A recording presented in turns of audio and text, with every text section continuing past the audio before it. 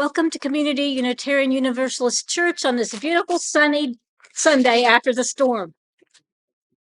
I'm Sarah Reiling, and this is Sandy Farlow with allergies. Thank you. We're today's worship associates and part of the team that works to bring the worship services to you. We're glad you're here with us today. Whether you are a member or a new visitor, we welcome you. Whether you are here in the sanctuary with us or watching online, may you find connection with us and nourishment for your mind and spirit. We welcome all of who you are and all of what you desire to become. Our call to worship today is called God Runs Late for Church by Reverend Gretchen Haley. And Reverend Gretchen Haley has given us permission to adapt it, so we did adapt it to make it something that we would understand here at our church. Today, God is running late, trying to find their seat, scanning the room for someone they know or someone they don't. God's feeling evangelical, but not in a judgy way. Mysterious, but not manipulative. God can't stop thinking about the James Webb Telescope and the possibility that time is not linear, which God might have guessed from the never-ending urgency of some upcoming election and the likelihood that sometime next week, 4th of July decorations will show up at the grocery store. God is tired of grief and white supremacy and the warming of the oceans. Not to mention, they usually sleep in. Why do this church's pride flags keep disappearing, God wonders. And of course, we're like, no kidding, God, can't you do something about that?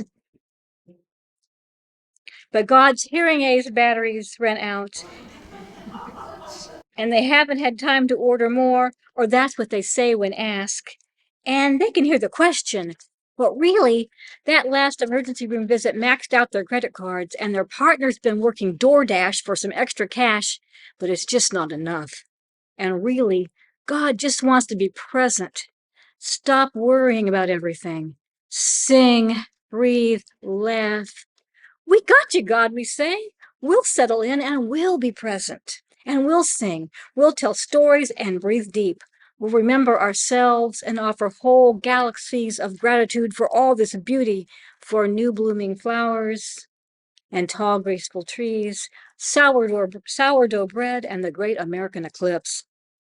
For protest letters and entire villages of people saying, you are safe here.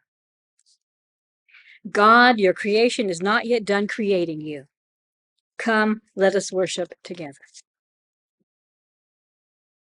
Our responsive reading today is from it's called Company on the Path to Inner Truth, and it's an excerpt from Hidden Wholeness by Parker J. Palmer. You know, your words are the big ones and mine are the small ones, and today, this Sunday, you guys get to start first. We all need other people to invite, amplify, and help us discern our inner teacher's voice for at least 3 reasons. The journey toward inner truth is too taxing to be made solo. Lacking support, the solitary traveler soon becomes weary or fearful and is likely to quit the road. The path is too deeply hidden to be traveled without company. Finding our way involves clues that are subtle and sometimes misleading, requiring the kind of discernment that can happen only in dialogue. The destination is too daunting to be achieved alone. We need community to find the courage to venture into the alien lands to which the inner teacher may call us. So our special meditation today is a guided meditation. It's inspired by a quote from St. Therese of Lisieux. Each small task of everyday life is part of the total harmony of the universe. Thérèse Martin was born in Alençon, France, on January 2nd, 1873, to a devout Catholic family. She entered the Carmelite convent at Lisieux when she was age 15 and died there 9 years later of TB. Her short life of 24 years would have seemed unremarkable, except for the writings she left behind. Published in 1898 under the title Story of a Soul, they are the reason she is so popular today. She is one of the Christian mystics, but her mysticism is within reach of ordinary people. She called her spiritual path the little way.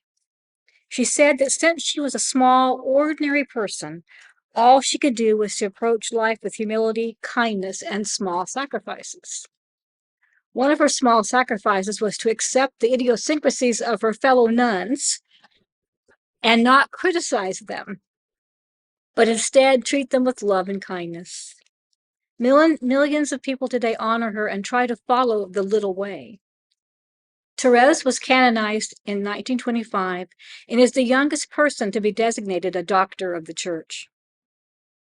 Today we will reflect on her quote, "Each small task of everyday life is part of the total harmony of the universe." Please make yourself comfortable. Try to sit with your feet flat and in contact with the floor. You may close your eyes or focus on the image on the screen or any other object that draws you to it. Breathe in a way that feels normal to you.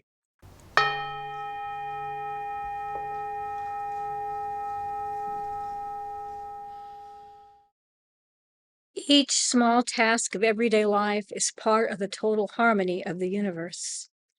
Making that first cup of coffee, brushing your teeth, washing your face, walking the dog, feeding the cat.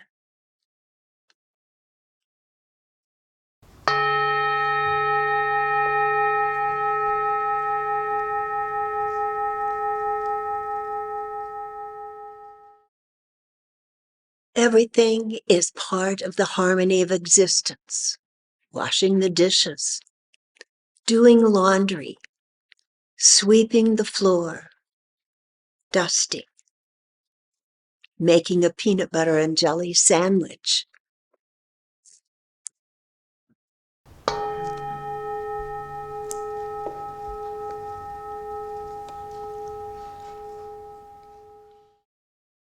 Nothing is too lowly.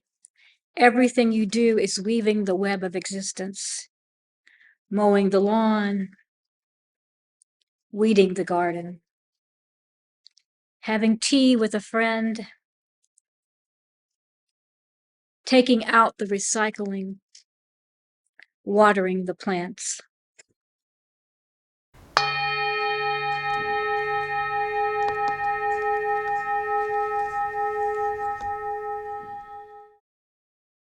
We are all connected to the universe by our small, everyday tasks. Balancing the bank account, buying groceries, making bread, reading to a child, sending a note of encouragement.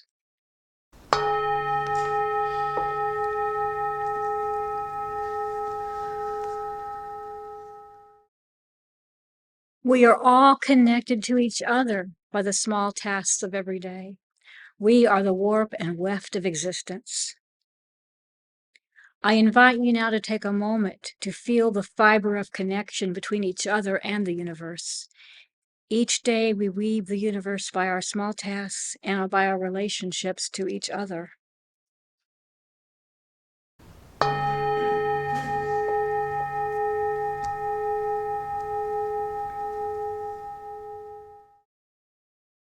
Come back now to this place and this time. Remember, do not despise the ordinary, the commonplace, for the little way is a sacred way of living. Each small task of everyday life is part of the total harmony of the universe. Our benediction is by Kent McCusick, and it's called "To Serve, to Grow, and to Love." In the name of all that is holy, may the connections between us inspire and sustain us. May the flame of life within us and amongst us be a sacred reminder that we are all called to serve, to grow, and to love as we continue on this journey of transformation.